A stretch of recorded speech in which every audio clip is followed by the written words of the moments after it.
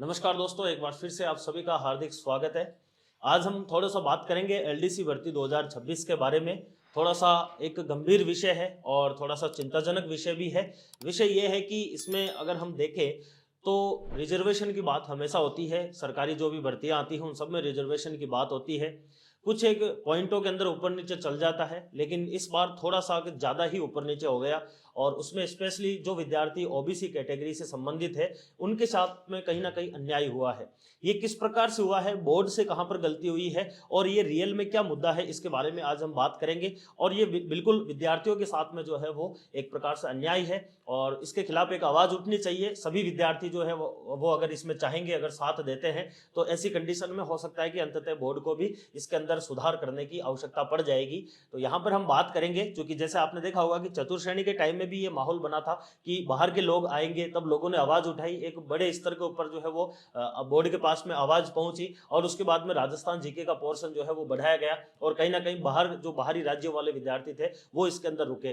तो उसी प्रकार से अगर हम बात करें तो एलडीसी भर्ती 2026 के अंदर ओबीसी के जो स्पेशली विद्यार्थी है उनके साथ में अन्याय हुआ है और बोर्ड से कहां पर गलती हुई है। ये एक छोटा सा जो है वो रिजर्वेशन का खेल है, लेकिन इससे नुकसान बहुत बड़ा हो रहा है और वो किस प्रकार से कैसे कैसे उसके बारे में आज हम बात करेंगे। क्योंकि ये क्वालिटी एजुकेशन के द्वारा विद्यार्थी हित के अंदर एक वीडियो है और इसके अलावा कुछ भी नहीं है। ऐसा नहीं हो कि बाकी जो कैटेगरी वाले हैं वो ये बोले कि सर आप तो हमारा नुकसान कर रहे हो। आपका कोई नुकसान नहीं है। अभी आप जब पूरे की पूरी गणित को समझोगे तो आपका कोई मोटा नुकसान नहीं है। इसके अंदर जिस कैटेगरी के साथ में नुकसान हुआ है वो आपको यहाँ पर पता चल जाएगा। ठीक है, तो सभी के हित की बात हम करने वाले हैं और क्वालिटी एजुकेशन हमेशा विद्यार्थी हित के अंदर खड़ा रहता है और उसी की ही यहाँ पर आप सभी को आज पता चलेगा कि भाई क्या ये पूरा का पूरा मुद्दा है। देखिए, एलडीसी की भर्ती आती है राजस्थान में 2026 में 10,644 पदों पर, जिसका एग्जाम डेट 5 से 6 जुलाई 2026 दे रखी है। सीईटी 10+2 उसमें चाहिए। पहला मुद्दा तो यहीं पर ही खड़ा हो गया कि सीईटी 10+2 2024 वाली चाहिए, जो अभी वाली होगी ये वाले बच्चे उसके अंदर एक प्रकार से नहीं आ पाएंगे।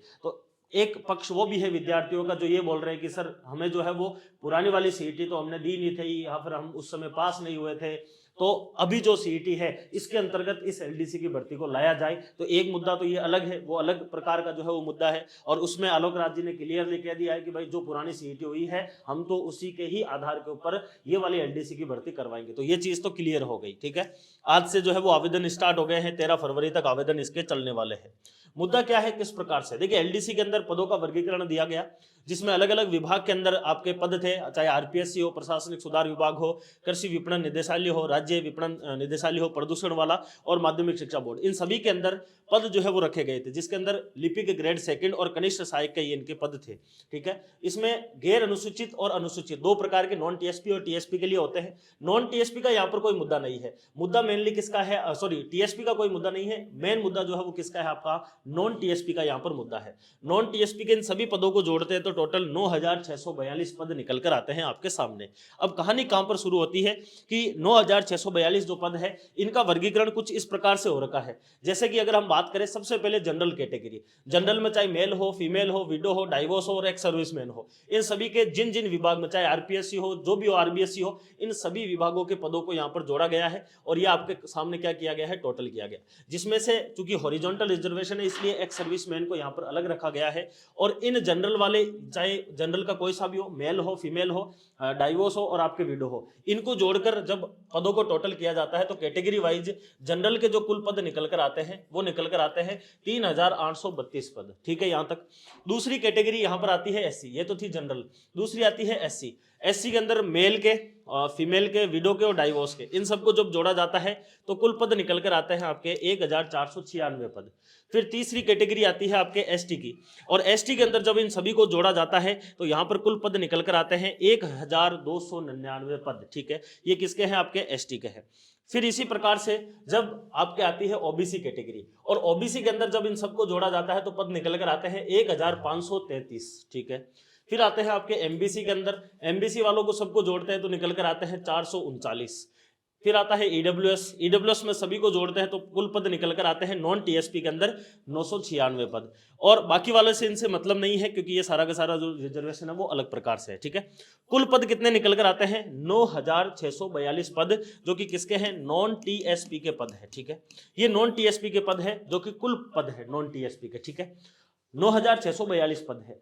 ये आपके यहाँ पर जो पद दिए गए हैं कैटेगरी वाइज, इनको आप थोड़ा सा अगर समझना चाहो तो ये कुछ इस प्रकार से हैं कि जनरल के जो पद हैं, यानी कि टोटल जो 9642 है, उनके हिसाब से अगर उनके आधार पर अगर हम निकाले तो जो रिजर्वेशन, चूंकि जनरल के जो कुल पद हैं, जनरल के टोटल पद कितने हैं यहाँ पर, वो है आपके 3832। इसी प्रकार से सभी के पदों का अगर हम इसमें परसेंटेज देखें तो जनरल के हिस्से में जो मिलने वाला आरक्षण है इसके अंदर, वो जनरल को मिलता है कितना, 36%, यानी कि 36% जो रिजर्वेशन है वो किसके पास में है, जनरल में है। ठीक है, लेकिन जनरल को यहाँ पर इस एलडीसी के अंदर स्पेशली जब हम बात करते हैं तो कितना आरक्षण मिला हुआ है, आपके 39.74% मिला हुआ है। तो 36 की जगह पर कितना हो गया यहाँ पर, चूंकि पद ज्यादा है इसलिए रिजर्वेशन 39.74 गया है, और यहाँ पर परिवर्तन कितना आया है, जो आना चाहिए था उससे 3.74% पद जो है वो ज्यादा आए हैं किसके, जनरल के। पहला तो ये हो गया है।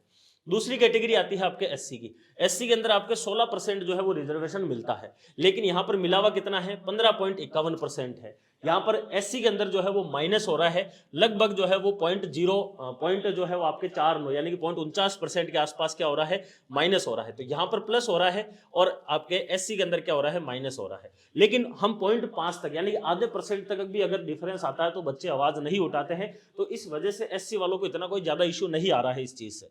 फिर एसटी वाले बच्चे आते हैं, एसटी की रिजर्वेशन है 12% और यहाँ पर मिला हुआ कितना है, 13.47% है। यानी कि एसटी के अंदर जो रिजर्वेशन है ये कितना हो रहा है, ये प्लस के अंदर हो रहा है 1.47%, यानी कि जो जेन्युइनली मिलना चाहिए था उससे लगभग 1.5% एसटी के अंदर ज्यादा है। अब मैं ऐसा नहीं हो भाई मैं एसटी के विरोध में हूँ, ऐसा नहीं है, मैं जो वास्तविकता है वो चीज आपको बता रहा हूँ यहाँ पे।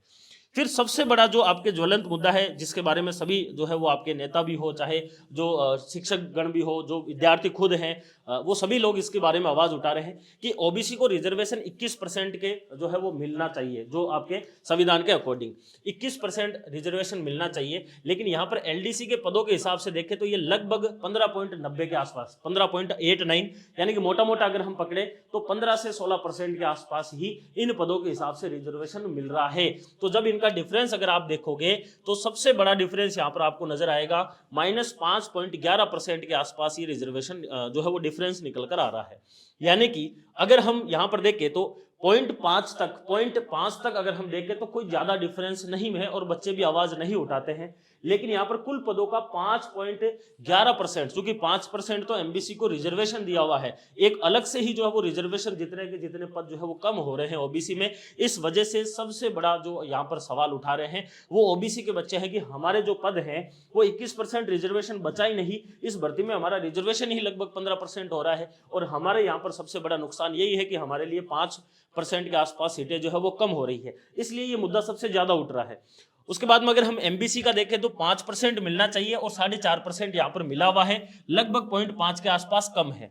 ईडब्ल्यूएस को 10% मिलना चाहिए और मिला हुआ कितना है, 10.32 है, यानी कि आपके प्लस हो रखा है कितना, 0.32, यानी कि 0.32 के आसपास हो रखा है। यानी कि अगर हम देखें तो भाई ये वाले जो हैं, चाहे आपके 0.49 कम हो एससी के अंदर, चाहे ईडब्ल्यूएस के अंदर आपके प्लस के अंदर 0.32 हो, या फिर एमबीसी के अंदर माइनस आपके जो है वो 0.5 हो, इन दोनों से, इन तीनों से, चारों से कोई इतना ज्यादा जो है वो सवाल खड़ा नहीं होता है, इतनी ज्यादा जो है वो आपके समस्या नहीं आती है।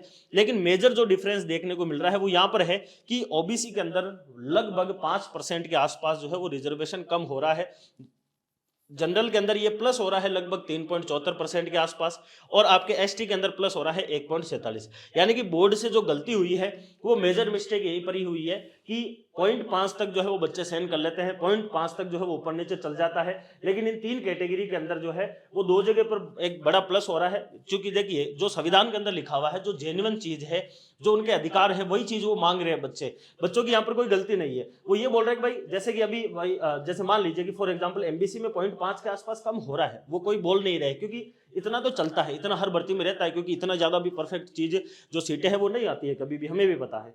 लेकिन यहाँ पर मेन इशू ये है कि जब +3 हो रहा है एक तरफ, यानी कि +3.74 हो रहा है, और दूसरी तरफ माइनस आपके 5 हो रहा है, तो ये बहुत बड़ा डिफरेंस आ जाता है। इसी वजह से ओबीसी वाले जो बच्चे हैं वो अपना अधिकार मांग रहे हैं, जो उनका हक है वो मांग रहे हैं, और इसमें कोई ऐसा नुकसान वाली भी बात नहीं है। ये जेन्युइन बात है कि भाई हमारा जो रिजर्वेशन है वो 21% है, आप 20 दे दीजिए, 1% तक भी सहन हो जाता है। लेकिन यहाँ पर -5 तक जो है वो रिजर्वेशन जा रहा है। और ये एक बहुत बड़ा जो है वो सवाल है। संभवतः इसके ऊपर बोर्ड जो है वो विचार करेगा, संभवतः इसके ऊपर आलोक राज जी भी विचार करेंगे, संभवतः सरकार भी विचार करेगी।